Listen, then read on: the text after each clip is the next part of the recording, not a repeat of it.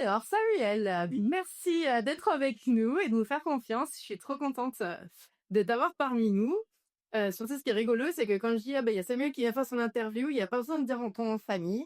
Ça prend le pour ça. Je voulais te le dire quand je vais voir s'il voit Cory. Il me dit, ah bah oui, il y a Samuel. Voilà. Donc, toi, tu pourrais faire la marque avec ton. Ouais. Bah, déjà, oui, Marlène m'a poussé à faire de mon nom complet déjà ma marque professionnelle. Donc, Tu vois, mais on est au prénom. oui, non, mais, ouais, non, mais tu vois, je trouve ça étonnant. Ouais, mais dingue, quoi. Les gens, Ouais. tu fais une petite célébrité déjà. Et ouais. Bon, bah, ok, je ne. Prends-le pour toi. C'est le petit compliment de 15 heures, dernière fois.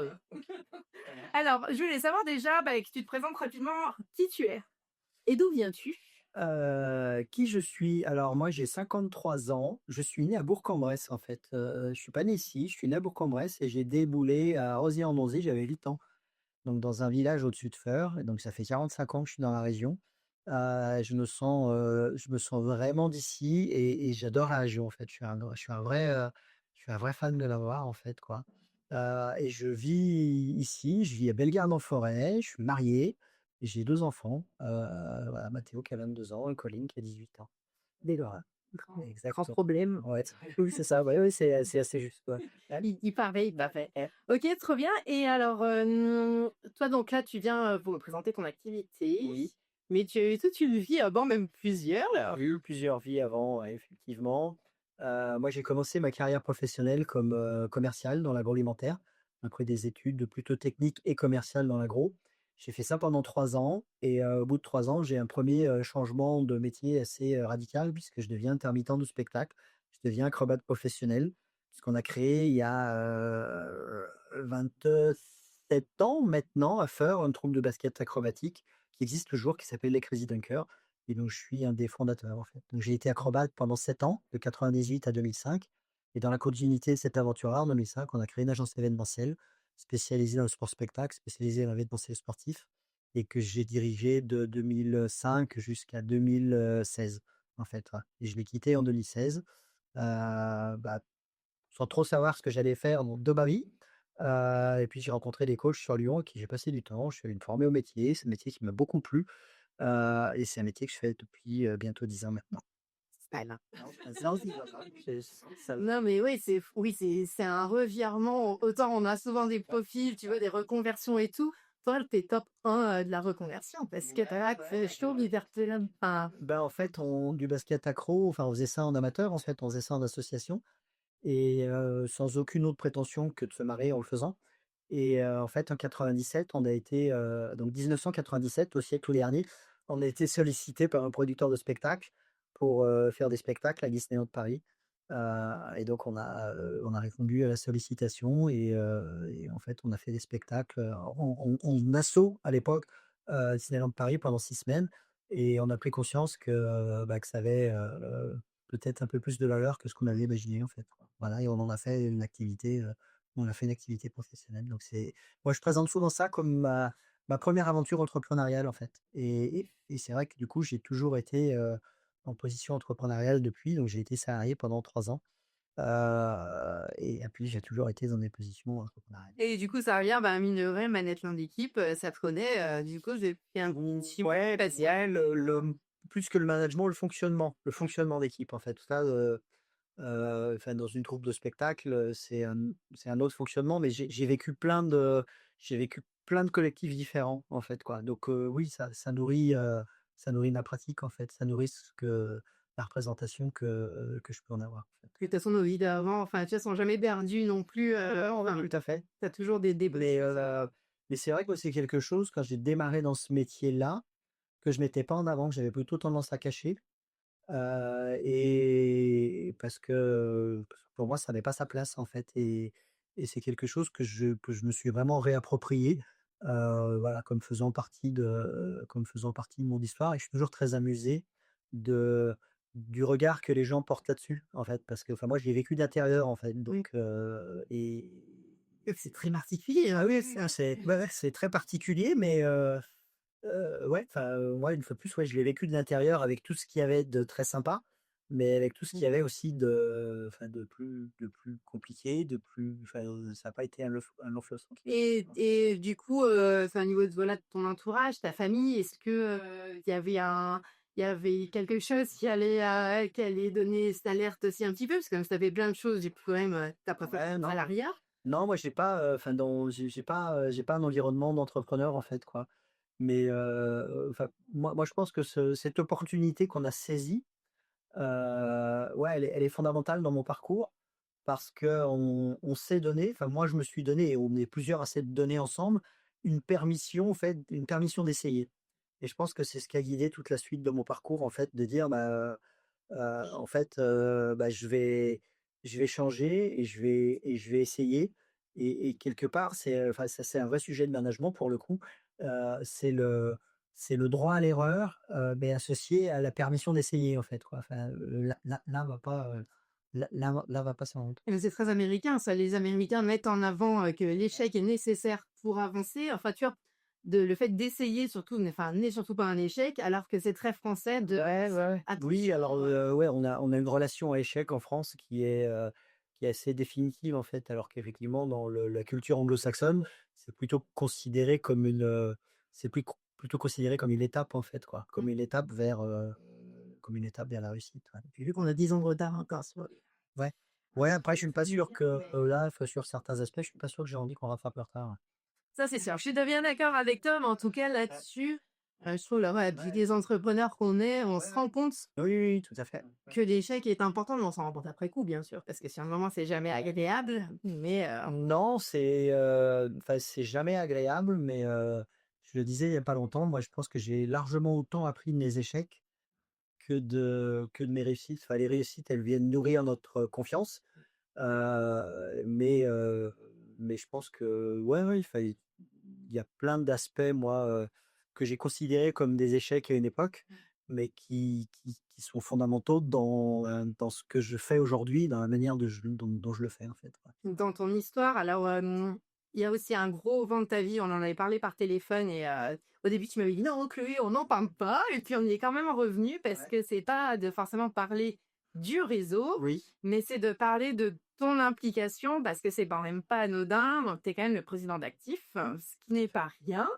Déjà, il y a quelque chose que je t'ai pas demandé et j'y ai pensé tout à l'heure, c'est comment tu t'es retrouvé président et mais pourquoi? Pas forcément en parlant d'actifs, mais Ouais, qu'est-ce ouais. qui t'a plu et sur quoi ça va venir servir, qu'est-ce que ça t'a apporté comme ou compétences ou enfin voilà, qu'est-ce que ça t'amène, Alors on me l'a proposé effectivement à l'époque, j'étais associé dans un cabinet de coaching à Lyon et j'avais refusé d'y aller parce que je trouvais pas cohérent de prendre la présidence d'un club d'entreprise locale alors que j'étais associé dans une entreprise, lyonnaise.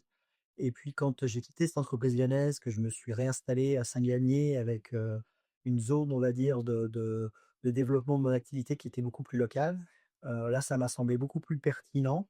Et puis, enfin, ouais, moi, je pense que j'ai abordé ça comme une expérience. Alors, je pense que ça m'a flatté aussi qu'on me propose, effectivement, ça m'a flatté qu'on me propose aussi de prendre cette responsabilité-là.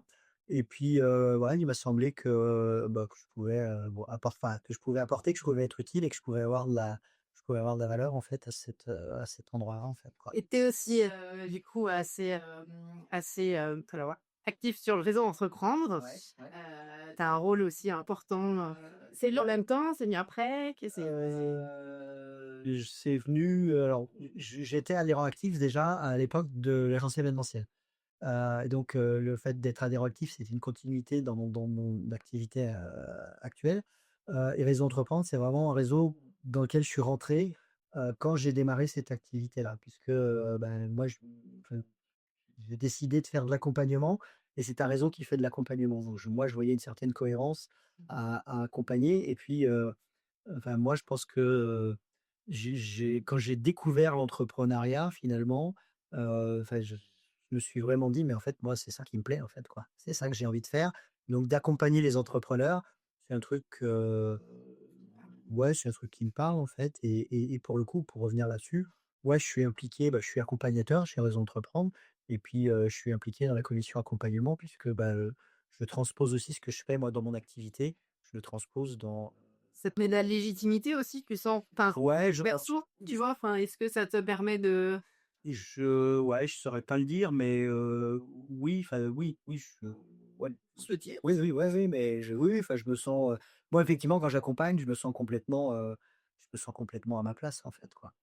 Oui, ça va dans la continuité finalement, c'est, et du réseautage, mais c'est vraiment du c'est ça du réseautage, mais c'est de l'accompagnement, enfin, par-dessus tout, qui Ouais, c'est le fait de contribuer, en fait, quoi. De contribuer à il y a une définition de l'entrepreneuriat que j'aime bien qui dit: «Entreprendre, c'est agir sur le monde, en fait, quoi». Et finalement, c'est un peu ce qui me enfin, je pense que moi, ce qui me plaît, c'est avoir de l'influence quelque part, quoi. D'avoir de l'influence et d'être, de contribuer au monde tel que j'ai envie qu'il soit. Donc avec des gens effectivement, qui sont responsables de leur vie, qui, voilà, étymologiquement, le verbe entreprendre, ça veut dire commencer pas. Et donc c'est se mettre en mouvement en fait, quoi. Et voilà, moi j'aime bien cette définition-là. Donc d'accompagner les gens qui prennent leurs responsabilités, qui se mettent en mouvement, heu, ouais, je suis assez à l'aise avec ça. client là-dessus, quoi. Alors ton temps, associatif, on va Ouais, dire, ouais. et ton temps, entrepreneurial. Oui. Tu le gères? Tu le gères pas? C'est encore compliqué? Oh beh, C'est un peu compliqué, non, moi, ma difficulté, c'est que tout me passionne, en fait, quoi. Donc en fait, je j'ai beaucoup joué au Tetris quand j'étais plus jeune et je pense que ça m'est encore assez utile pour la gestion de mon agenda, en fait, quoi. Pour essayer de ouais, pour essayer de trouver du temps et de l'énergie pour tout, en fait. Parce que le temps, c'est une chose, après il y a aussi, il y a vraiment l'énergie à mettre dans chaque sujet. Donc non, c'est un sujet, c'est un sujet permanent. Non, non, mais oui, c'est un sujet permanent, en fait, de trouver des équilibres entre, des dimensions plutôt, bénévoles et des dimensions, ben, de plus commerciales, plus rémunératrices pour le coup, quoi, hein.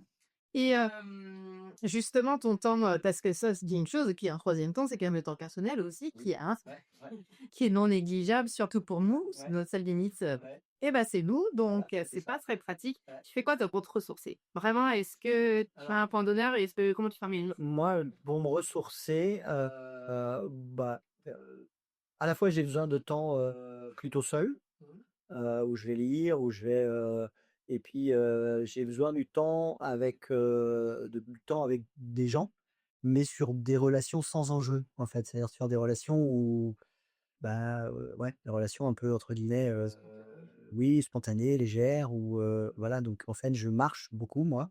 Et j'ai 2 groupes de marche, nordiques en fait, un le mercredi soir et un le samedi matin. Et donc j'ai 2 espaces dans la semaine. Si je peux en rajouter un troisième, bah, j'essaye de le faire, c'est assez rare, mais surtout quand les jours sont un peu plus courts. Mais ouais, ouais, moi, enfin voilà, j'ai ça et puis après, heu, je prends des vacances, régulièrement. Je l'ai pas toujours assumé, mais je l'assume de plus en plus parce qu'en fait, je suis très impliqué au quotidien, je fais des grosses semaines et donc en fait, je prends un peu plus de 5 semaines de vacances par an et Mais c'est fou mais tu as raison de le dire parce qu'on a ouais, toujours un peu, enfin, honte, mais au ouais, début ouais, mais alors c'est pas la définition, déjà entrepreneuriale ouais, déjà ouais, et on se sent toujours moins légitime alors que quand même on nous pose encore plus de choses à la place à la naissance. Du coup, bien sûr, il y a une norme, enfin il y a une norme, autour de ces 5 semaines en fait quoi oui. ouais, Et on a du mal, même nous-mêmes, à s'en décrocher alors qu'on est complètement, ouais, c'est notre ça. compte à rendre à personne, Ouais, mais ça, je suis d'accord avec toi. ouais, c'est Je suis ça. d'accord avec toi, mais c'est hyper, important et même, dès la première année, j'ai envie de enfin, quand tu faut que ça fasse partie de ton process pour moi. Oui. Forcément, ça va sauter un petit peu, on le sait, mais il faut que ça Ouais, enfin, pour moi, c'est ce que je te disais, si tu veux, moi, il y a plusieurs choses à gérer. Il y a le temps, mais il y a l'énergie. oui. Et en fait, moi, je me suis retrouvé dans des situations où j'avais du temps, mais j'avais plus d'énergie. Donc c'était pas du temps utile, en fait, quoi. Et donc, enfin, moi, dans mon évolution, dans mes apprentissages, il y a vraiment cette réflexion, comment j'utilise une partie de mon temps pour, gérer mon énergie, pour me régénérer, en fait, quoi. Et pour ça, enfin, je préfère avoir, enfin, bah, mon temps utile, c'est mon temps, où mon énergie est au bon niveau, en fait. Sinon, c'est pas du temps utile. Est-ce que dans tes coachings, c'est des choses que tu abordes? Est-ce que ça t'arrive, parce que je pense que ça peut être Ouais. alors à quel moment on contacte déjà pour être coaché? Parce que toi, tu fais pas du tout de solopreneur. Je fais pas de slow-mo, non. Je voulais bien, tu vois, qu'on parle, ce sujet-là, c'est important. Ouais. Donc comment les gens te contactent? À quel moment les entreprises, du coup, à quel moment te contactent? Si Ouais. c'est déjà un peu tard ou si Alors, de mon point de vue, c'est souvent un peu tard, heu, mais enfin, c'est oui, c'est comme ça après, et après comment les gens me contactent, c'est très variable. Il y a plein de manières différentes et pour répondre à tes questions initiales, ouais, c'est des sujets sur lesquels, ouais, sur lesquels je peux aller. Moi, il y a un champ sur lequel j'adore aller, parce que c'est un champ que j'ai découvert quand, bah, sur la fin de mon aventure sur l'agence événementielle, c'est vraiment le champ émotionnel. Enfin, c'était vraiment terra incognita pour moi avant ça et c'est vraiment un champ, bah, que un peu par obligation, parce que j'étais confronté à des ressentis émotionnels un peu compliqués, un peu intenses, bah, j'y suis allé et en fait, je me rends compte que enfin, quand je parle de gestion de l'énergie, c'est aussi souvent de la gestion émotionnelle, en fait, quoi. Parce que, bah, nos émotions, soit elles nous régénèrent, soit elles nous bouffent du jus et forcément, enfin, quand j'échange avec, notamment des gens qui sont postes de direction ou en posture entrepreneuriale, heu, il y a un concept que j'aime bien évoquer, c'est la maintenance du dirigeant, en fait. Comment le dirigeant, il assure sa maintenance personnelle pour toujours être aussi dans le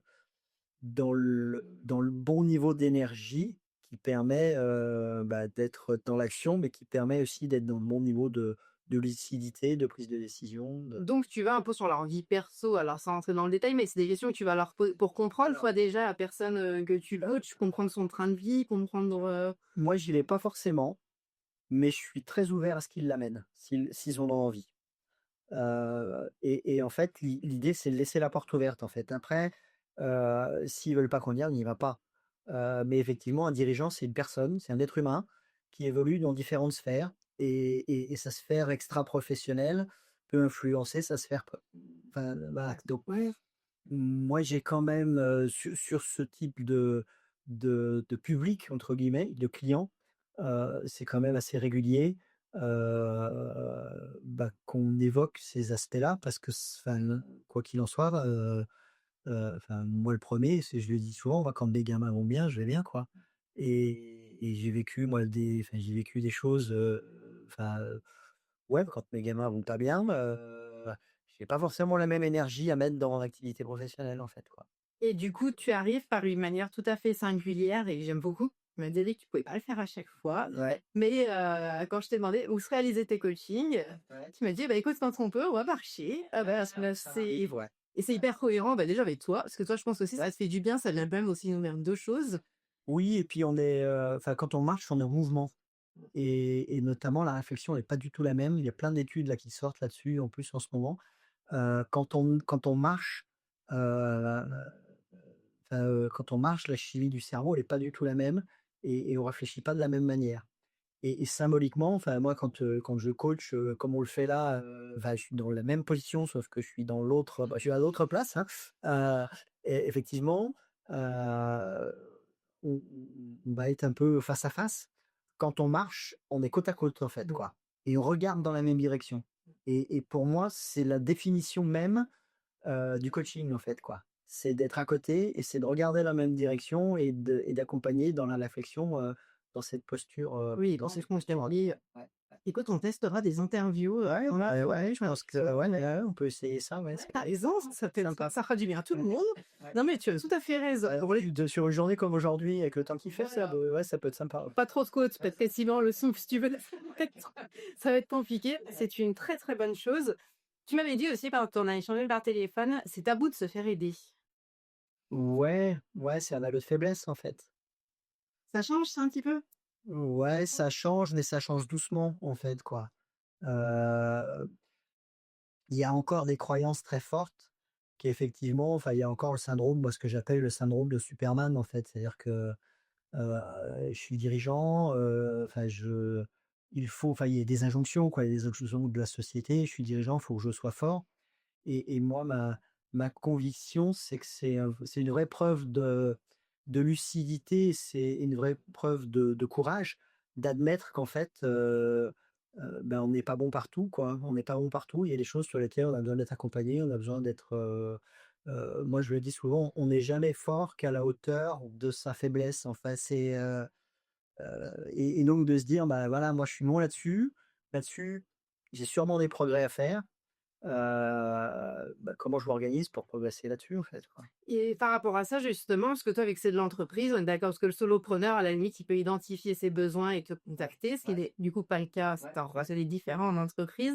Alors, comment ça fonctionne? Parce que si c'est un manager ou un directeur, est-ce que c'est de par lui-même, alors peut-être qu'il y a un peu de tout, hein, mais de par lui-même où il va se rendre compte, il va faire une demande. Est-ce que ça peut être demandé par des supérieurs en disant, est-ce que cette personne, comment... Il y a j'ai tous les cas de figure, en fait. J'ai vraiment des gens qui, enfin, j'ai des gens qui prennent un poste et qui sollicitent un coaching auprès de leur hiérarchie et qui vont arriver, par différentes manières jusqu'à moi. J'ai des gens, à qui on propose un coaching. Effectivement, je peux être contacté dans ce cadre-là. Là, quand c'est le cas, j'ai un vrai point de vigilance. J'ai un vrai point de vigilance sur la sincérité de la démarche, en fait, pour pas être, instrumentalisé, en fait, et pour que, parce que ça m'est arrivé, d'être instrumentalisé, et de pas me retrouver à coacher pour de mauvaises raisons. Du genre, «Tiens, on va le faire coacher et on pourra dire qu'on a tout essayé et on pourra le virer, quoi». Non, enfin, je le dis de manière un peu crue, mais enfin, ça fait partie de la réalité du coaching, ça fait partie de ce qu'on peut rencontrer. Et puis après, le dernier cas de figure, c'est effectivement le dirigeant, bah, qui dit: «Bah, ouais, moi là, j'ai besoin de me faire accompagner, j'ai besoin d'avancer, j'ai besoin de, bah, voilà, j'ai trouvé quelqu'un avec qui je vais être à l'aise, avec qui je vais, enfin, me sentir bien pour le faire». Et Mais c'est bien, enfin, du coup, c'est déjà c'est une bonne, enfin, c'est une sacrée démarche. Surtout en plus, alors le solopreneur, va plus facilement se protéger en disant parce que si j'arrive, genre on en discutait la dernière fois, il y a beaucoup d'entre qui se retrouvent dans l'entrepreneuriat parce qu'ils ont fait un burn-out dans le salariat, c'est quand même fou, mais c'est une grosse statistique. Et du coup, c'est des gens qui vont être beaucoup plus vigilants, moi, je trouve, après là-dessus, à un peu plus s'écouter. oui, Toi, dans la posture, tu es encore du coup dans l'univers du salariat, quand tes clients, oui. donc ça leur est pas forcément arrivé, donc tu vas venir prévenir un petit peu aussi de... Ouais, ouais, ouais, après il y a une fois de plus, il y a tous les cas de figure et c'est ce que je trouve passionnant dans ce métier, en fait, quoi. C'est qu'il y a pas, enfin, c'est à chaque fois, c'est différent parce qu'il y a des histoires de vie qui sont différentes. On arrive à l'entrepreneuriat, pour des raisons différentes, enfin, des personnes qui prennent la suite, enfin qui créent, qui reprennent, il y a quand même pas mal de fantasmes aussi autour de, l'entrepreneuriat, enfin, oui, voilà, enfin, on y voit la dimension liberté, on n'y voit pas toujours la dimension, responsabilité, charge émotionnelle associée, quoi. Est-ce que tu fais donc là, on a parlé un peu du coaching, individuel dans les entreprises. Des fois, il y a des plus grosses équipes à gérer. Tu fais des temps collectifs, individuels, c'est Je fais du coaching d'équipe aussi, donc j'accompagne soit des équipes opérationnelles, soit des équipes, de direction et en fait, là, on travaille avec l'équipe sur elle-même, en fait, quoi. Quelle équipe sont-ils? Quelle équipe ils veulent être? Enfin, comment ils veulent fonctionner? Comment ils fonctionnent? Comment ils veulent fonctionner? Donc c'est un travail aussi, et enfin, tu fais aussi du coup de l'individuel, il y a des sessions de groupe? Vous savez de l'échange entre eux ou c'est plutôt, enfin, tu vas sur le jeu, ça marche alors on en... va beaucoup sur le jeu, on va beaucoup sur des séquences, sur de l'alternance de séquences, comment dire? De mise en situation et de débrief de l'équipe d'elle-même, en fait, quoi. Voilà, qu'est-ce qui s'est passé là pour vous? Qu'est-ce que vous avez ressenti? Qu'est-ce qui fait que vous y êtes allé? Qu'est-ce qui fait que vous y êtes pas allé?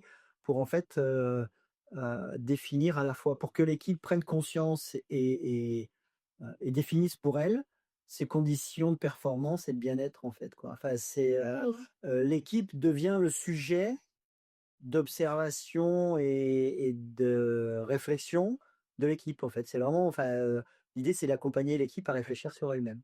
Et par soi-même. Et par soi-même, en fait, quoi, pour dire, bah, voilà, une fois plus, quelle équipe on veut être et comment on... Et est-ce que des fois, alors, dans quel sens, peut-être les 2, mais est-ce que tu as des fois du coaching individuel qui va déboucher sur du coaching collectif en se rendant compte ou l'inverse aussi, c'est-à-dire que ça part sur du collectif et que finalement, Il y en a ça pas, puisse s'arrêter parfois? ouais, les 2 peuvent arriver. Moi, j'essaie de plus en plus d'échanger avec le dirigeant, en fait, quoi. J'essaie de plus en plus d'échanger avec le dirigeant. Heu, Quand j'étais en formation au coaching, j'ai une petite Oui. qui me tourne autour. Et Quand j'étais en formation au coaching, il y avait une expression où ça m'avait fait marrer à l'époque, mais qui disait: «Le poisson pourrit toujours par la tête». Heu et non, mais enfin, après, dans une approche, systémique, dans une approche de système, la personne qui a le plus de capacité à faire bouger le système, c'est le dirigeant. Donc, enfin, c'est pour ça que sur des coachings qui sont ce qu'on appelle des coachings prescrits, donc qui sont commandés par, on va dire un supérieur hiérarchique pour un collaborateur, moi je viens souvent interroger la sincérité de la démarche, en fait, quoi. Et donc en travaillant avec le dirigeant, ça permet d'interroger la sincérité de la démarche. Il m'est arrivé d'accompagner les équipes sur des sujets managériaux sans accompagner, le top management. C'est ouais, un peu bizarre. oui, c'est vrai, oui. Mais voilà. Bon après, bah, voilà, Ouais. ça prend combien de temps un coaching? Alors même si j'imagine que c'est très variable, mais quand même, est-ce qu'il y a quand même des minimums, tu vois? Enfin, faut vraiment il y a Alors, pour moi, un coaching, ça prend du temps parce que bah, moi, en tout cas, je ne sais pas faire autrement. Si on veut, accompagner les changements qu'on va qualifier de durables et profonds, donc un peu ancrés, ça va prendre du temps. Donc moi, j'ai pas bien de coaching en dessous de 4 mois. Et il m'arrive d'avoir des coachings qui enfin, suivant les situations, mais qui vont durer une année, en fait, quoi. Mais enfin, là, j'accompagne un jeune manager qui, qui qui est en train de monter, on va dire, en responsabilité. Et effectivement, on s'est mis d'accord avec lui et son dirigeant, de mettre en place un accompagnement sur une année, en fait. Heu, Parce que ça va enfin voilà, ça va permettre de pour lui, de multiplier les situations concrètes sur lesquelles on va pouvoir travailler. Et puis, bah, on va retravailler, on va retravailler. Enfin, ça peut avoir un côté un peu, rébarbatif, en fait, oui, mais c'est en même temps, c'est aussi la répétition, c'est la répétition des sujets, c'est la répétition des situations qui va faire qu'à un moment donné, le oui, c'est ouais, je disais, je pars toujours moi des situations concrètes, en fait, quoi. Et l'idée, c'est d'amener de la réflexion, c'est d'amener potentiellement de faire des apports ou d'amener des modèles de réflexion, mais sur des situations concrètes pour partir de la réalité des gens que j'accompagne, en fait, quoi. Parce que, bah, c'est vrai. Ça se passe. ouais et du coup, c'est du temps qu'ils vont prendre sur leur grande entreprise, on est d'accord? C'est du temps, ouais, mais moi je fais que du coaching en cadre professionnel, donc c'est du temps qu'ils vont prendre ouais, dans la quasi-totalité des cas, c'est du temps qu'ils vont prendre Et c'est par semaine, tu vois? Quand tu fais des coachings de 4 mois, c'est par semaine, par mois? Enfin, c'est quoi la mais fréquence qu'on la fréquence, c'est entre tous les 15 jours et tous les mois. Voilà, ouais, heu, entre tous les 15 jours et tous les mois. c'est quoi ton plus gros coaching collectif? Vraiment, tu en as fait un, Mon plus gros coaching collectif, je crois que c'est une équipe de direction qui faisait 16 personnes. Ça fait une grosse équipe.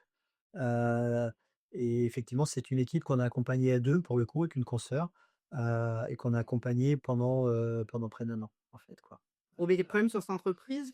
Il y avait pas des problèmes, mais il y avait des croyances à aller challenger. Il y avait un fonctionnement qui était pas optimum. Et c'est marrant parce que j'ai déjeuné il y a peu de temps avec une des personnes qui fait partie de cette équipe-là. Et ça fait plus d'un an que le coaching est terminé et qui me disait, ça fonctionne toujours très bien, en fait, quoi. Mais, on n'a plus le temps. Donc l'idée, donc avec Marlène, vous organisez des journées, Oui. dédiées donc, un peu féministes, donc Ouais, salariat, management ouais, d'équipe, ouais, auto-entrepreneur et cetera. ouais. Tu mènes cette journée, alors avec Marlène, vous faites comment? J'ai 2 en fait, moi, enfin, suivant la cible, j'ai des postures un peu différentes. C'est-à-dire que sur une cible de dirigeants, donc de dirigeants avec des salariés, moi, je vais vraiment être en co-animation avec Marlène et sur une cible de solopreneurs, on a sollicité, en fait, une coach parisienne qui s'appelle Véronique Matin, avec qui moi j'ai travaillé, avec qui je travaille encore, qui met en place vraiment des ateliers pour les solopreneurs à Paris, que moi auxquels j'ai participé à plusieurs reprises, qui m'ont vraiment beaucoup aidé dans la structuration de mon projet, voilà, dans un certain nombre d'éléments et en fait, c'est toujours des ateliers où on est plusieurs et ça faisait plusieurs fois que j'échangeais avec Véronique en disant: «Mais voilà, moi j'en parlais autour de moi des solopreneurs ici».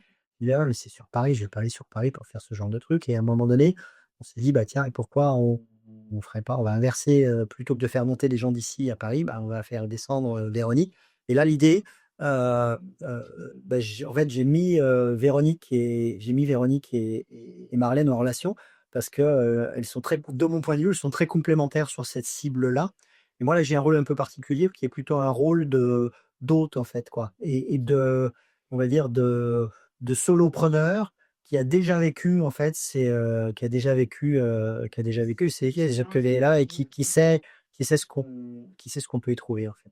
Voilà. Trop bien. Non, mais ça a l'air, trop bien. Les 2 dates, donc j'espère que vous en ferez d'autres, que j'arriverai enfin à venir parce que vraiment, à chaque fois, je me dis: «C'est pas possible, c'est jamais pour moi, je paye un bébé». Donc j'espère vraiment que vous en ferez d'autres C'est et puis c'est un format qui existe pas en plus, enfin, aussi ciblé. Moi, je trouve que c'est hyper intéressant en petits groupes aussi. ouais, ouais, ouais, en former ce groupe parce que ça permet vraiment une qualité de relation, une qualité d'échange.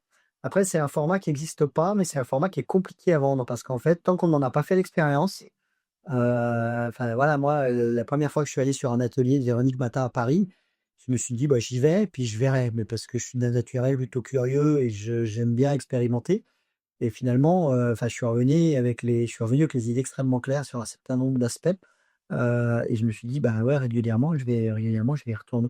En fait, toute la difficulté, c'est d'arriver à lancer, en fait, les choses, c'est d'arriver à faire en sorte que les gens viennent en faire l'expérience pour se dire: ah ouais, d'accord, OK, et oui, maintenant» mais c'est un peu comme le coaching, en fait, quoi. C'est-à-dire que moi, j'ai des gens qui viennent au coaching, et puis qui me disent: «Bah, en fait, je savais pas à quoi m'attendre, en fait. Ça me convient, j'ai vraiment trouvé ce que je venais chercher, mais je savais pas à quoi m'attendre, je savais pas en quoi ça consistait, je savais pas comment toi tu le faisais, je savais pas». Donc c'est toute la difficulté de ce métier, que ce soit sur des ateliers ou en individu. Et là, l'utilité de la recommandation, Oui. Ouais, ouais, mais oui, bah, c'est, primordial, en fait. exactement, ouais. Primordial. Puis il y a rien de mieux que des gens satisfaits pour vendre, à ta place en plus. Oui, après la recommandation elle est pas simple non plus parce que, enfin, moi je suis assez discret sur les gens avec qui je travaille, et Oui, c'est à eux-mêmes, à la limite de oui, oui, mais voilà, alors il y a des gens qui en parlent très, il y a des gens qui en parlent très librement, puis il y en a d'autres qui ont pas forcément envie d'en parler et enfin, je respecte ça aussi, enfin, ça leur appartient en fait, quoi.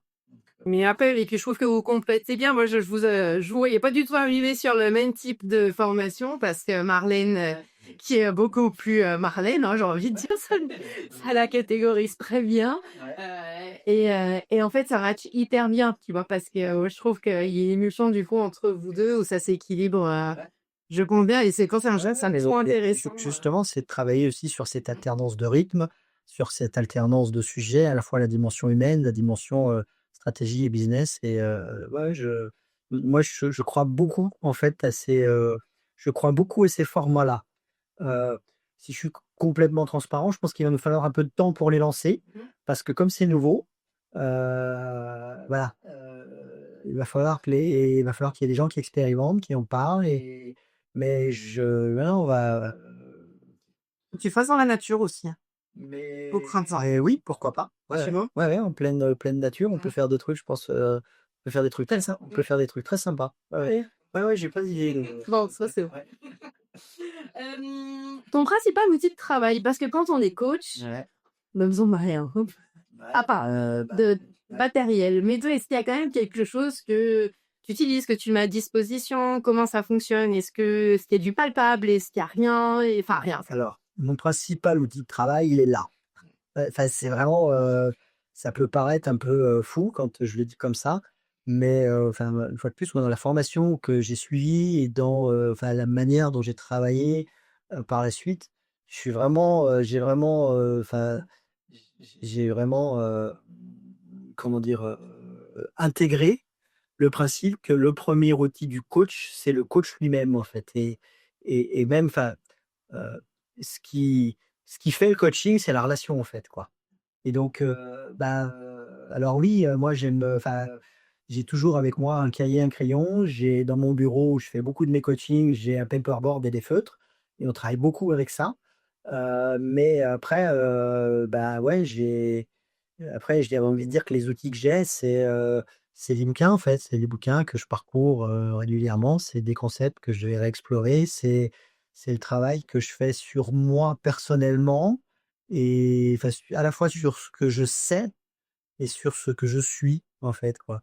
Heu, Ça peut paraître un peu, pour des gens qui vont entendre ça, ils vont dire: «C'est un peu bizarre son truc là», mais Non, non, c'est une autant, enfin moi, ça m'est déjà arrivé de demander, enfin, dans le travail que j'ai pu faire aussi avec Marlène sur, une réflexion, stratégique marketing par rapport à mon positionnement. Enfin, moi, je suis allé interroger des clients, elle a interrogé certains de mes clients et en fait, enfin, ce qui ressort, c'est, «Pourquoi vous avez travaillé avec Samuel?» «Ah ben, parce que c'était Samuel». Voilà. Et à la limite, mais enfin, on peut le mettre aussi à l'inverse. «Pourquoi vous n'avez pas travaillé avec lui?» «Bah, parce que c'est» non mais non mais ça marche, non mais enfin voilà, faut, ça marche dans les 2 sens en fait quoi, hein. Enfin je veux dire, c'est une question de relation. «Pourquoi vous avez travaillé avec lui?» «Bah, parce que c'était lui». «Pourquoi vous n'avez pas travaillé avec lui?» Alors, on n'a pas eu l'occasion de poser cette question-là. Non mais je pense que si on l'avait posée, c'est le la réponse elle est la même en fait quoi. «Pourquoi vous n'avez pas bossé avec lui?» «Bah, parce que c'était lui». Oh, non mais Et en même temps, et c'est hyper bien aussi parce que ça permet quand même de faire une sélection, et tu vas du coup sur quelque chose qui est confortable parce que forcément tu attires quand même les gens aussi avec qui ça match et ouais, enfin je trouve ça c'est alors, sans oui, confortable pas forcément. Parce que justement l'idée c'est pas forcément que ce soit confortable. Heu, pour toi, Carlet, tu vois? C'est enfin, ouais, ouais, ouais, mais même pour moi, c'est pas un enjeu que ce soit confortable. Heu, l'enjeu c'est que la relation elle soit suffisamment qualitative pour qu'on puisse aller justement ensemble dans une forme d'inconfort, mais qui va être utile, qui va permettre de bosser, qui va permettre d'aborder les sujets, qui va permettre de alors qu'il va être dans la confiance, tu vois? Si je du oui, oui, tout à fait. Ouais, exactement. Ce mot-là, je le prends. C'est-à-dire qu'il va être dans la confiance, parce que c'est cette confiance, dans la relation et cette qualité de relation qui fait qu'on va pouvoir aller dans des sujets inconfortables, qui fait que, on va pouvoir, avancer. avancer, l'évoquer et cetera. OK, et justement la formation en ligne, tu en penses quoi? Parce que, tout ça, toi, est-ce que tu en fais? Est-ce que, Alors déjà, moi, je fais pas de formation, en fait, quoi, parce que, enfin, qui dit formation, dit, posture de sachant. Moi, je fais plutôt du coaching, en fait, quoi. Donc heu, je sais des choses, mais je ne sais pas pour l'autre, en fait, quoi. C'est pour ça que je pars toujours des situations, de la personne ou de l'équipe que j'accompagne parce que, voilà. Alors, je peux faire un peu de formation sur du management, mais je préfère parler, moi, d'atelier management parce qu'il y a des grandes théories sur le management. Encore faut-il qu'elles s'appliquent aux situations auxquelles les gens sont confrontés. Et donc en fait, les théories n'ont de valeur que quand elles sont applicables aux situations, que les gens, vivent en fait, quoi. Donc et donc pour revenir sur ta question sur la formation en ligne, heu, il y a des études qui sortent qui disent que c'est aussi efficace, qui que c'est aussi efficace que la formation en présentiel. Mais moi, je crois qu'en fait, j'adore être en relation, présentielle et donc je pense que moi je suis moins efficace sur une formation en ligne parce que simplement j'aime moins ça, en fait, quoi. Donc je vais moins pas y mettre la même énergie, je vais pas y mettre le même engagement, je vais pas y mettre le même enthousiasme. Donc je vais pas, enfin je saurais pas dire de manière générique si c'est mieux ou pas, parce qu'en plus de ce qui sort dans un certain nombre d'études, a priori, c'est aussi bien. Mais moi, je suis moins efficace et je pense, c'est moins mon truc à moi. OK, et du coup, juste alors sans parler du coup de formation de coaching en ligne et je sais pas, alors du coup, Même en parlant juste du coaching en ligne, tu as des fois peut-être des managers où en termes de disponibilité, c'est compliqué. Est-ce que le visio, c'est quelque chose, la visio par contre, pardon, c'est envisageable? Est-ce que je connais ta réponse déjà, tu vas dire un peu: «Et j'aime pas ça», bien sûr, mais dans quelle mesure c'est quand même, Enfin, enfin, oui, ça peut, enfin, quand il y a eu le Covid, j'en ai fait de la visio, quoi. Mais parce que on pouvait pas faire autre chose, quoi. Donc, oui, on a fait de la visio. Après, pour des contraintes logistiques, pour des contraintes, de timing, je peux faire de la visio. Mais pour moi, c'est l'exception, c'est pas la règle. Enfin, j'ai un exemple dont on a parlé quand on a préparé l'interview. J'accompagne un directeur industriel. Les 3 dernières séances, on les a fait au bord d'un lac, quoi, en pleine nature, quoi. Et forcément, ça n'induit pas les mêmes choses que de faire ça, chacun devant un écran, en fait, quoi. Enfin, et on alterne des temps de marche et des temps assis, et donc, c'est pas du tout, enfin, voilà, c'est pas du tout la même chose. c'est vraiment un concept complet. Moi, je trouve, tu vois, limite, enfin, pas que coach et les experts, tu vois, mais là, je pense que tu as vraiment un concept et on le ressent à travers, ton site et cetera. Tout de suite que tu vois, il y a quand même la montagne, enfin, il y a Ouais, ton site est vraiment tourné vers la nature et ouais. cetera et ça amène, moi, je trouve cet apaisement tout de suite, on voit, tu vois, dans quelle direction tu pars. Donc ça, déjà, bravo là-dessus parce que là-dessus, c'est assez clair.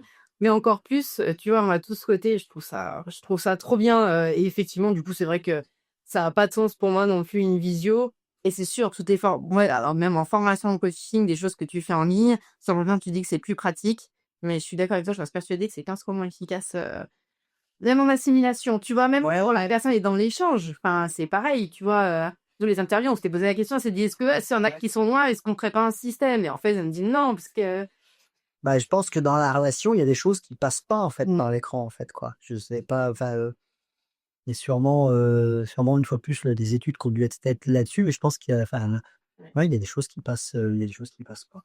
Le test de personnalité est certainement trop réducteur. Je veux dire, ça un jour, alors apprendre avec des grandes, Ouais, pincettes, bien évidemment, mais souvent quand on est voilà, surtout comme dans du coaching et cetera, ce sont des choses qui reviennent assez régulièrement, ouais, hop, tout de suite, test de ouais. personnalité et cetera. Tu y vas comment? Quelle petite pincette, tu prends? Qu'est-ce que Alors, sujet sensible. Sujet sensible, les tests de personnalité. J'ai pas de problème avec les tests en eux-mêmes.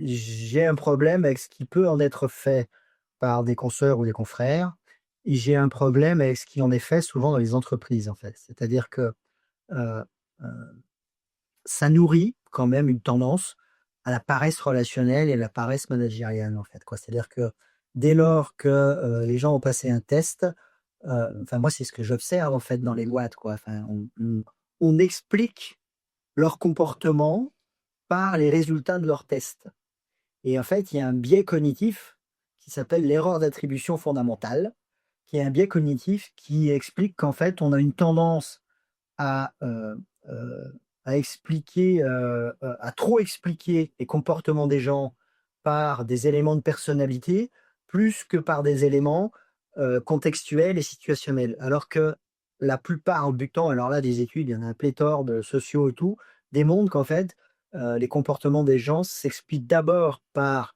des éléments de contexte, des éléments de système, des éléments situationnels, que par des éléments de personnalité. Et donc, quand moi j'arrive dans des boîtes où on explique les comportements des gens avant tout par le résultat de leur test de personnalité ou par leur appartenance à telle génération ou par, heu, ouais, j'ai un peu de mal avec ça. Et puis, comment dire? Enfin, il y a un truc qu'un des intervenants dans l'école de coaching m'avait dit aussi, j'avais beaucoup aimé. Il nous disait: «En fait, vous pouvez aborder l'autre de 2 manières. Soit comme un problème de maths à résoudre, soit avec la même curiosité, le même émerveillement que devant un coucher de soleil. À vous de choisir». Bah, pour moi, quand on est dans les tests de personnalité, on est plutôt du côté, problème de maths à résoudre, en fait, quoi. C'est-à-dire que on aborde la relation comme l'autre est un problème mmh, à résoudre. mais Je suis pas hyper à l'aise avec ça.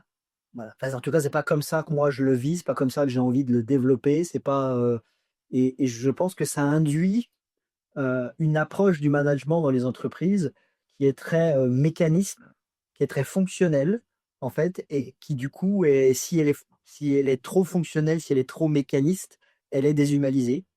Et je pense que Ça range les gens dans des cases, toi t'es rond, ça le ouais, enfin, ça range les gens dans les cases, effectivement, et dont on les sort plus. Et donc, en fait, on n'a plus de curiosité pour l'autre parce qu'on a le sentiment qu'on détient une information par laquelle on va tout expliquer.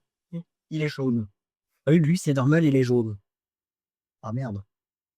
Bah, oui, enfin, moi, je trouve ça triste, en fait. Ouais. ouais, je comprends, non, mais c'est est-ce que tu aurais 3 conseils à donner pour bien cibler ses prospects? Tu vois, quand tu es, alors je rebondis un peu, ça a rien à voir avec la question d'avant. Ouais. Quand, justement, tu vois, quelqu'un qui veut se lancer dans le coaching ou tu Ouais. vois, qui est intéressé là-dessus parce que vous avez tous des postures très différentes et que toi, en plus, qui plus est, est-ce que tu vois, tu as 3 trop, pas trop d'ailleurs, mais, tu as des conseils pour bien les cibler, se mettre, déjà d'accord avec soi-même peut-être? Ouais, moi, bah, alors, quand on est solopreneur, moi, j'ai un discours là-dessus, sur une approche un peu marketing.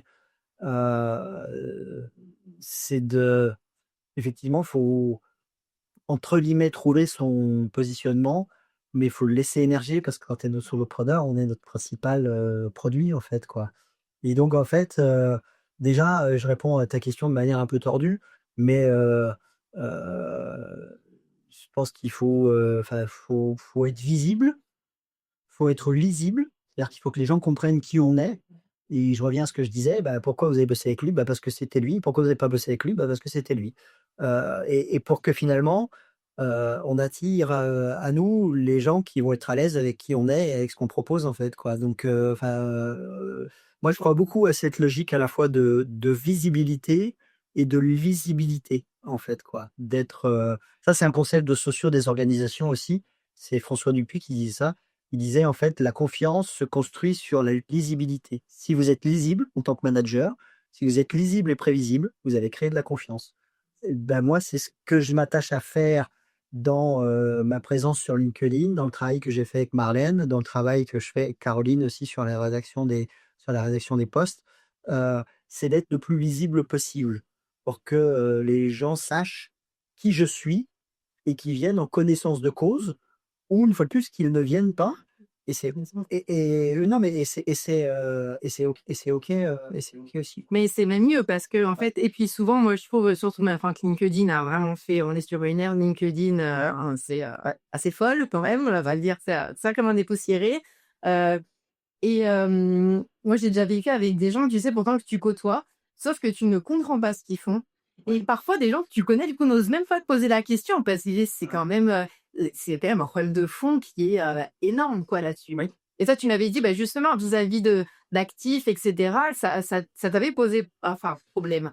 Ça avait été Non, ouais. compliqué parce qu'on te mettait pas forcément la bonne casquette et Ben, en fait, pour revenir sur actif, effectivement, moi, je suis assez visible, je suis assez engagé dans ce mandat-là, et donc visible, le j'ai un vrai point de vigilance, à clarifier les espaces et à ce que les gens, à ce que mon identité de président d'actif ne prenne pas le dessus, sur mon identité professionnelle. Parce qu'effectivement, j'ai une identité professionnelle, je suis solopreneur, et ben, j'ai besoin d'être visible et identifié, en fait, quoi. Identifié et lisible en tant que tel, en fait. ouais, mais du coup, c'est une vraie, et ça, du coup, oui, ça transparaît, toi, dans le management que tu as proposé. Enfin, voilà, bah, donc, ouais, parce que finalement, nous, il y a notre identité de marque, il y a, voilà, d'être visible, mais les managers, et cetera, tu as raison. Quand tu as quelqu'un que tu sais pas comment il va réagir, c'est là où ça vient désinstabiliser, En fait, quand elle n'est pas lisible ou prévisible, on crée de l'incertitude. Et en fait, l'incertitude, on le voit bien en ce moment avec ce qui se passe, de manière un peu plus globale, ça crée de l'anxiété. Et là, je reviens sur le champ émotionnel, moi, qui est un champ que je trouve dans les relations absolument, génial à explorer. Et je comprends pas, enfin moi, j'ai du mal à comprendre, quand on parle de formation management et qu'on n'y parle pas d'émotion, en fait, quoi. mmh. Parce qu'en fait, qui dit comportement dit émotion, qui dit relation dit émotion, en fait, quoi. Et donc, un manager qui, enfin, on peut manager avec toute la palette des émotions. On peut manager par la culpabilité, on peut manager par la peur, on peut manager, enfin, voilà, on peut manager par toute la palette en fait, quoi. On peut manager par la colère, mais on peut aussi manager par la joie. Et ça peut paraître un peu, je sais pas, mais c'est pas du, enfin, c'est pas du tout bisounours en fait. Oui, oui. Enfin, moi, ça fait 10 ans que je fais ce métier-là. Les boîtes qui fonctionnent le mieux sont clairement les boîtes dans lesquelles l'émotion dominante, l'émotion sur laquelle le management s'appuie, c'est la joie sous toutes ses formes. Donc c'est la fierté, c'est l'appartenance, c'est la gratitude, c'est le fait de célébrer, c'est l'enthousiasme, c'est tout ça. Et là, il y a un champ d'exploration dans les boîtes qui est absolument, enfin, moi je Mais c'est sûr et puis ça joue, moi j'ai vu, il y a très longtemps, il y a une responsable, d'un grand groupe de bien chez nous qui a fermé il y a pas très longtemps, sans le citer, qui m'a dit: «J'adorerais en fait prendre tous les collaborateurs en photo, mais il faut les faire rire aux éclats». Il dit: «Je te préviens, on a la moitié qui sont en burn-out». Ah d'accord et en fait, ben, le résultat est que et en fait, je pense que tu le sens, une entreprise qui respire et qui transpire, oui. ou le malaise ou la joie tout de suite, ou même par de la publicité, tu vois? Enfin, Ouais, ouais, c'est ce que j'appelle moi l'effet bifidus en fait, c'est-à-dire que ce qui se passe à l'intérieur se voit à l'extérieur. Mais je pense qu'il y a vraiment de, enfin, je pense qu'il y a vraiment de, il y a vraiment de ça en fait, quoi. Il y a vraiment de ça en fait. c'est sûr. Il y a vraiment, enfin, moi j'ai en tête des boîtes où effectivement l'émotion dominante, c'est la peur. Mmh mh. Donc on obtient des comportements par la peur. Bien Je veux sûr. dire, il y a des boîtes qui ont, enfin, qui basent leur campagne marketing, leur campagne de pub sur de la peur. Heu, on obtient des comportements. Mais Oui, mais tout est lié finalement, voilà mais ça démarre par les personnes de toute façon, hein. Je veux dire sur les d'identité, quand tu regardes la compagnie des déboucheurs, par exemple, qui ont du coup une image pour le métier le plus, compliqué quand même à ratriser. ils ont fait d'un métier, avec une image quand même, à la fois, sale et de un peu, excuse-moi, mais de voleur en fait, quoi. Ils en ont fait quelque chose de fun, quoi. Ils en ont fait quelque chose de fun et de joyeux et ils en ont fait quelque chose d'extrêmement, accessible, clair, enfin, ouais, ouais, c'est non, mais c'est un super exemple, en fait, quoi, hein. Le rose, enfin, Ouais, mais le dans rose, c'est dans les couleurs, dans les campagnes de pub, dans tout ça, bien sûr. tu limite envie d'aller travailler chez eux, tu sais, enfin, tu vois? Parce qu'ils amènent, tu sens qu'il y a une bonne synergie, enfin voilà, que ça ils ont pas besoin de tout le monde, j'imagine, mais Ouais, mais c'est une boîte, mais ouais, je pense que c'est une boîte où ça bosse, dur, où ça bosse bien, mais c'est une boîte, je pense, où il y a de la, ouais, je pense, enfin, en tout cas, moi, c'est ce que je perçois, c'est ce que je perçois de l'extérieur. Je pense que c'est une boîte où, ouais, où il y a de la joie. mmh. C'est une boîte où il y a de la joie. Et tu vois? Et je me dis, même là, solopreneur, c'est toute la dimension finalement, que tu travailles en équipe, solo et cetera, de toute façon, ton état d'esprit, transpire sur les autres. Enfin, moi, j'en reste persuadée. Ouais, ouais, je suis assez, enfin, c'est pour ça que je disais, moi, en tant que coach, j'essaye de beaucoup travailler sur moi. Et en fait, enfin, ça m'est arrivé d'avoir des discussions avec des confrères, des consoeurs qui me disent: «Mais tu prépares pas?» Et je dis: «Beh, en fait, je prépare peu, par contre, je me prépare». Et effectivement, moi, si quand je fais un coaching ou que je fais un coaching d'équipe ou que j'anime un séminaire, enfin, vraiment, enfin, moi, je me conditionne, je me prépare pour arriver dans le bon niveau d'énergie, pour arriver dans le bon état d'esprit, pour arriver, heu, ouais, pour Pour arriver, être bien, de toute façon, dans la voie de qualité ouais, et c'est exact, ouais, exactement ça. alors, bon, tes managers vont venir, réaliser un coaching chez toi, peu importe, l'intention de base.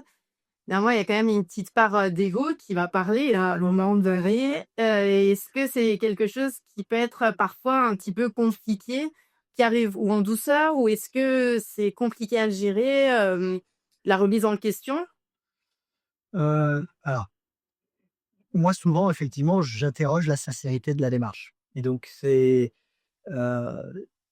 je suis pas trop gêné par ça parce que, c'est ce que je valide en amont enfin de voilà, c'est-à-dire que quelle est la sincérité de la démarche et quelle est la maturité pour y aller?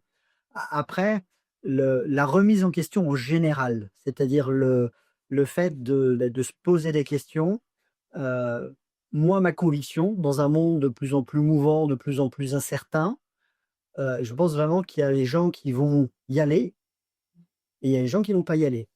Et je pense qu'il y a de plus en plus de gens qui vont y aller parce que ça va devenir stratégique, en fait. Et ça va plus être une question, on va plus être dans une question seulement de confort, entre guillemets, on va être dans une question de survie. Alors, est-ce que, il y a eu le Covid et tu penses qu'il y a eu des manières, enfin des techniques managériales avant Covid et après Covid? Parce que entre le télétravail, voilà, en cohésion d'équipe, ça a quand même, jeté les dés, rejeté les dés à nouveau. Est-ce que toi, tu as dû adapter certaines est-ce que tu as vu des différences, toi, pendant cette période-là? Ouais, bien sûr, enfin, il y a eu, il y a plein de choses qui se sont passées, mais qui se passent encore, en fait. C'est-à-dire que, enfin, pour moi, la manière dont je perçois le covid, ça a été un accélérateur. C'est-à-dire qu'en fait, les choses ont bougé en quelques mois, alors qu'elles auraient mis 10 ans à bouger. Et en fait, c'est ça qui est compliqué, en fait. C'est de s'adapter à la vitesse du changement, en fait, quoi.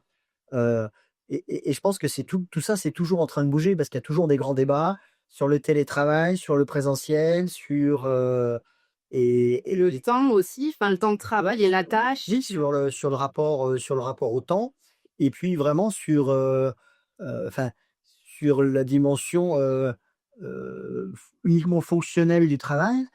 Une entreprise, c'est un corps social, en fait, quoi. Une entreprise, c'est un corps social avec des relations qui sont fonctionnelles, qui sont utilitaires, qui sont au service de la finalité de l'entreprise, mais aussi avec des relations qui sont humaines, en fait, quoi.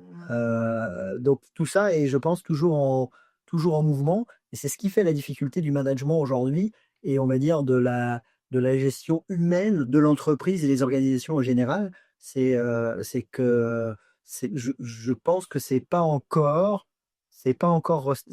restabilisé et je sais pas si ça le sera. Oui, parce que moi, je trouve qu'il y a eu et c'est pour comme tu le dis, il y a eu pour plein de bonnes choses en soi, parce que les gens sont beaucoup remis en question. Oui. Le perso est de plus en plus, on n'est plus du tout sur des générations où on se tue au travail et cetera, voilà donc oui, la position managériale, là, elle a dû évoluer, est-ce que et je t'ai pas demandé aussi, est-ce que tu as une cible d'âge, tu vois, de management ou pas forcément? Est-ce que tu en as des très jeunes? Parce que tu en as qui arrivent à des postes assez jeunes, tu en as, je pense qu'ils sont peut-être plus difficiles à coacher ou boss, je sais pas si je me trompe, tu vois, qui Ouais. sont, Ouais, j'ai tout, enfin, ouais, j'ai tous les âges, en fait, quoi. Là, enfin, ouais, là, j'ai un jeune manager qui a 25 ans et qui prend des responsabilités managériales et puis après, j'ai des gens qui peuvent avoir, 50 ans, voire plus. Heu et une fois de plus, je pense qu'au-delà de l'âge, c'est vraiment une question d'état d'esprit. Parce que je pense qu'il y a vraiment des jeunes vieux, puis des vieux jeunes, en fait, quoi. Enfin, je pense qu'il y a vraiment, non, mais il y a vraiment les 2 et c'est vraiment une question d'état d'esprit et d'ouverture d'esprit, en fait, quoi. Et c'est je pense que la et je reviens toujours à cette sincérité de la démarche.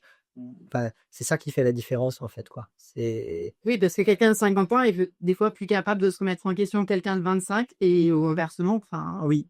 Oui, oui, non, mais c'est ouais, ouais, c'est vraiment ça. Enfin, moi, j'ai croisé des gens, effectivement, de 25 ans qui avaient déjà, beaucoup de certitudes, heu, donc une ouverture d'esprit assez limitée et il y en a un certain nombre et puis j'ai croisé les mêmes à 60 et puis inversement, j'ai croisé des gens de 25 ans, extrêmement ouverts et des gens de 60 avec le même état d'esprit, en fait, quoi. Donc c'est pour ça que moi, tous ces classements, enfin, aussi par les générations, je je trouve que c'est un peu simpliste et caricatural, en fait, quoi, donc oui, mais tu aurais pu te diriger toi naturellement, tu vois? non, non, non, parce que, enfin, moi, ce qui m'intéresse, c'est la diversité des situations, c'est la diversité des profils.